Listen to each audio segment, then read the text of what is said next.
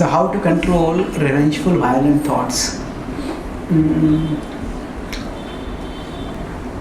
There are multiple courses of action. The firstly is that if somebody has hurt us, it's natural to, the feelings of hurt, we have to acknowledge that they're natural. So to deny them, to repress them, that is not desirable. Because if somebody has hurt us, to just think that I've not been hurt. It's like I've been wounded and I say I'm not wounded. It's not going to work. The wound is going to stay there and it's going to worsen. So if we have been hurt, we do need to acknowledge that we have been hurt. But then, how do I act? Now, if I'm walking along a road and if a snake has bitten me, then what do I need to do? I need to go to a doctor. But how dare this snake bite me? I'm going to go and beat it. And I chase after the snake. Well, in chasing after the snake, the poison is going faster. I'm accelerating my blood pressure, accelerating my heartbeat, and I'll be poisoning myself more. So, if the snake bite is there, that hurt is there, we have to acknowledge the hurt, but we have to act in a proper way. Now, it is not, if somebody has hurt us, what all are the options for us? It's not that just because you are being spiritual, that means any and every wrong has to be always forgiven. So there is forgiveness as an emotion and there is forgiveness as an action. The two are different things. As devotees, as not just as devotees, as intelligent human beings, forgiveness as an emotion is always desirable. That means that as if that person did like this and I will do like this to them.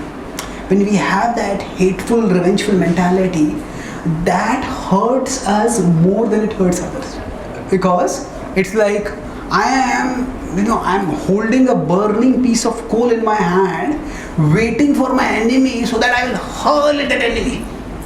But before that enemy comes, that coal is going to burn me so much. So if somebody has hurt us, first of all we acknowledge the hurt. But after that, rather than letting that revengeful mentality eat us up, you can understand, okay, I forgive you. When we say forgiving, it does not necessarily mean that we let them go scot-free. It simply means that we don't let revenge be the driving motive for action. You hurt me, so I'll hurt you. Rather than operating at that level, Prabhupada says, don't be angry at the instrument of your karma. If somebody has hurt me, ultimately I must have done something wrong in my previous life, because of which the karmic reaction they are hurting. So then when we have that attitude, we can cultivate forgiveness as an emotion. Forgiveness as an emotion means it's not the same as forgiveness as action. It basically means we don't have the vindictive, revengeful attitude while responding to that person. Now, what are the options for us? See, usually we tend to equate forgiveness with trust. Actually, I have a whole seminar on forgiveness and trust, or basically forgiving. I'll just mention this very briefly. Forgiveness and trust are not the same. Forgiveness is for the past. Trust is for the future. Forgiveness can be given, but trust has to be earned. If somebody has hurt us in the past, we may forgive them for that hurt. But that does not mean that we open them to hurt us again and again. So we may have to create a safe distance between us and them so that they don't hurt us again. And if they have to come in closer to us, then they have to earn that trust.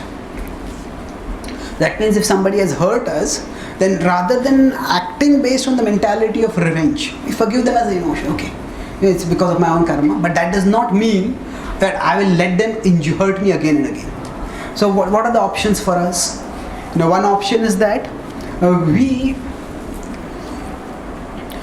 forgive them as an emotion, but if we find that their mentality, they're not ready to change at all. They're just going on doing the same thing again and again. Today they did it with me. If I give the opportunity, they'll again do the same thing again with me. They'll do it with somebody else. They'll do it with somebody else. They're going to hurt others. Then in such a situation, we may have to take action to correct it. So whatever action that may vary according to the situation. Whether it's just that there is a distance in the relationship or there's some kind of judicial intervention, or that will vary. But if we find that the person has no intention or inclination to change, then there may have to take corrective action for that. Then other is in between, we communicate in a that is like one extreme solution where we have to counter that problem, but not with the motive of hurting them. The motive is more of making sure that they don't hurt others. So that is not a self-centered motive, that is more of a selfless motive. Because when they are going to hurt others, they are going to create bad karma for themselves, and they are going to hurt others. It's going to create problems for everyone. So it may be part of our responsibility to correct that. But before, so that is one extreme solution. The usual standard is, we communicate in an appropriate way to them how much their actions have hurt us. And this we should do in a non-judgmental way. Non-judgmental way means, no, you are such a monster. Once I start saying like that just, if as soon as we make a judgment about a person, their ego goes into a defensive. And they just don't hear what we are saying. But when we tell objectively, when you did like this, I felt terribly hurt by that. Because, so I expected, this was what I expected. So when we, rather than making a value judgment about their actions, we focus on their actions. Then what happens, there are feelings and there are facts. Or feelings arise from facts quite often. But, the same fact may create one kind of feeling within us, the same fact may create some other feeling within us. So the problem in communication is that there are facts, but when we communicate with people, we focus on the feelings. We don't tell the facts. And then people are like, how can you think like this? I never had that in mind. So we are telling our feelings, they are telling our feelings, and we feel as if we are in two different universes. There's no communication at all. So we have to focus on facts. We can definitely tell our feelings because, this feeling, this fact or this action created this feeling within me.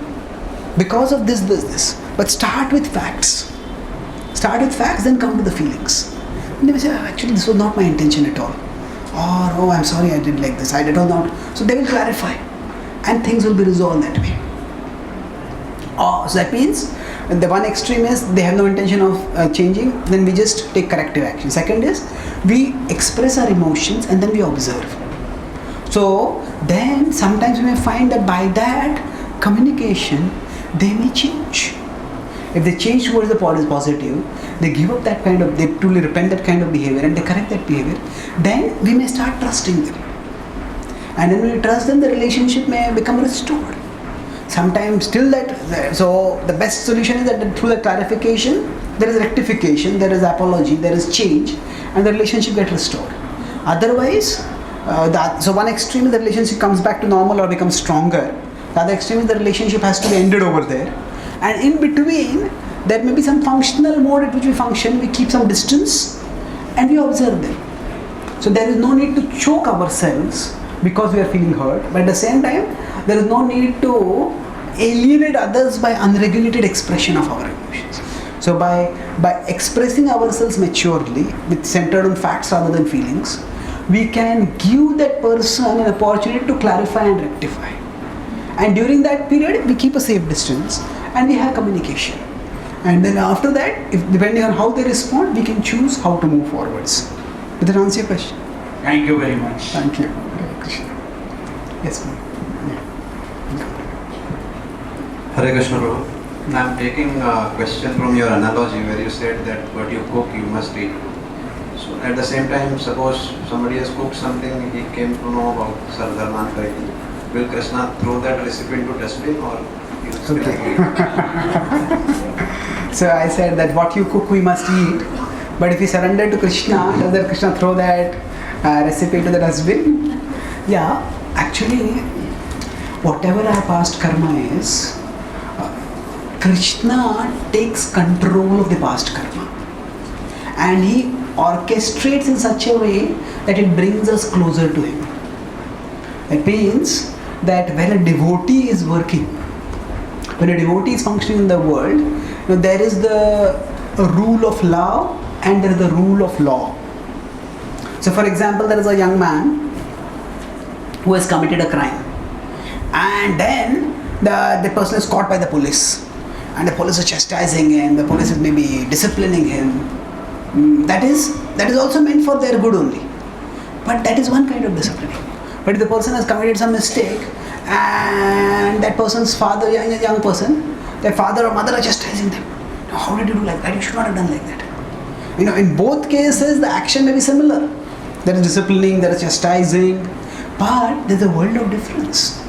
When the police are doing it, it's the rule of law. When the parents are doing it, when parents are doing it, it's the rule of law. So like that, for devotees, it is not that when we start practicing bhakti, suddenly all problems will stop because we are surrendered to Krishna. Problems may still come.